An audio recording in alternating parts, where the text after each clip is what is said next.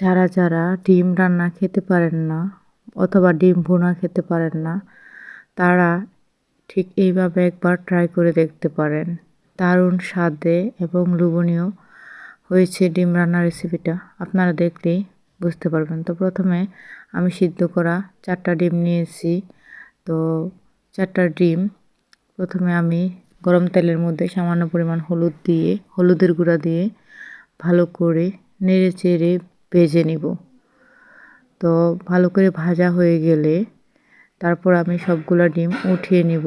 নতুন আলু দিয়ে ডিমটা রান্না করলে খেতে বেশি মজা লাগে, অর্থাৎ ছোট নতুন আলু দিয়ে। তো সিদ্ধ করা আলুগুলো ছোট ছোট আলুগুলো আমি ভালো করে তেলের মধ্যে দিয়ে এগুলো একটু ভেজে নেব, কেননা আলুগুলো ভেজে নিলে অন্যরকম একটা স্বাদ আসবে তরকারিতে। তার জন্য ভালো করে নেড়ে চেড়ে আমি ভেজে নিয়েছি, এইভাবে দেখুন।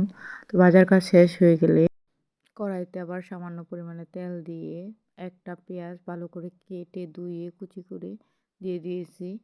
তো পেঁয়াজের সাইজটা বড় ছিল, তার জন্য আমি একটা দিয়েছি, আপনারা চাইলে 2টা দিতে পারেন। তারপর ভালো করে ভেজে সামান্য পরিমাণ পানি দিয়েছি। আগে পানি দেওয়ার কারণ হচ্ছে মশলাটা যেন পুড়ে না যায়। তারপরে দিয়ে দিয়েছি 1 টেবিল চামচ আদা বাটা, রসুন বাটা দিয়ে আমি হলুদ গুঁড়া 1 টেবিল চামচ, মরিচের গুঁড়া 2 টেবিল চামচ এবং ধনিয়ার গুঁড়া 1 টেবিল চামচ দিয়ে সামান্য পরিমাণে লবণ দিয়ে দিয়েছি।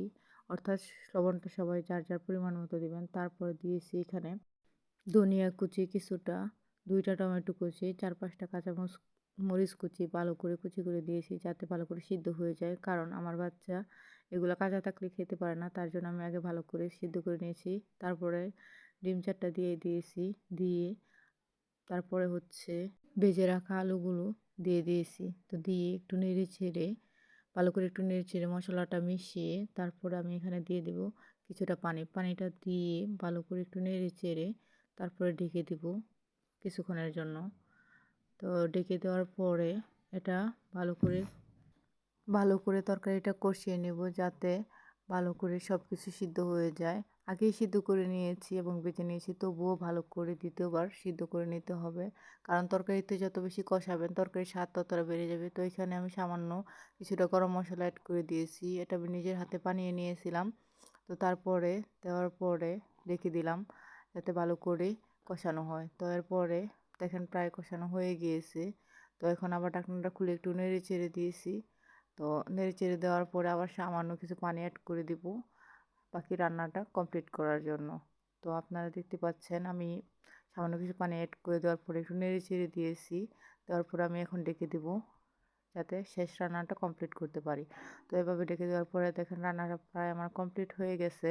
এখন ভালো করে একটু নেড়ে চেড়ে তারপর লবণ চেক করে নামিয়ে নেবেন। তার আগে একটা কাজ করে নেবেন, সামান্য একটু গরম মশলা শেষ পর্যায়ে ছিটিয়ে দেবেন, এতে তরকারিতে ভালো একটা ফ্লেভার আসে এবং গন্ধ ছড়িয়ে পড়ে। তো লাস্ট পর্যায়ে আমি 1 চামচ গরম মশলা অ্যাড করে তরকারিটা ভালোভাবে নেড়ে চেড়ে 2 মিনিট ঢেকে রেখে তারপর দেখেন তরকারিটা কেমন হয়েছে। এখন রান্না প্রায় কমপ্লিট। এখন আমি একটু নেড়ে চেড়ে তারপর এটা নামিয়ে নেব। তার আগে আপনাদেরকে দেখিয়ে দিচ্ছি, এখন আমি চুলাটা বন্ধ করে দিব। দেখেন তরকারিটা প্রায় শেষ হয়ে গেছে রান্না। তো রান্নাটা কেমন হয়েছে অবশ্যই জানাবেন। আমি নতুন, সবাই আমাকে সাপোর্ট করবেন, একটু পাশে থাকবেন, যাতে পরবর্তীতে আপনাদেরকে আরও ভালো কিছু উপহার দিতে পারি। আর রান্নাটা কেমন হয়েছে অবশ্যই কমেন্ট করে জানাবেন। চ্যানেলটি সাবস্ক্রাইব করতে ভুলবেন না।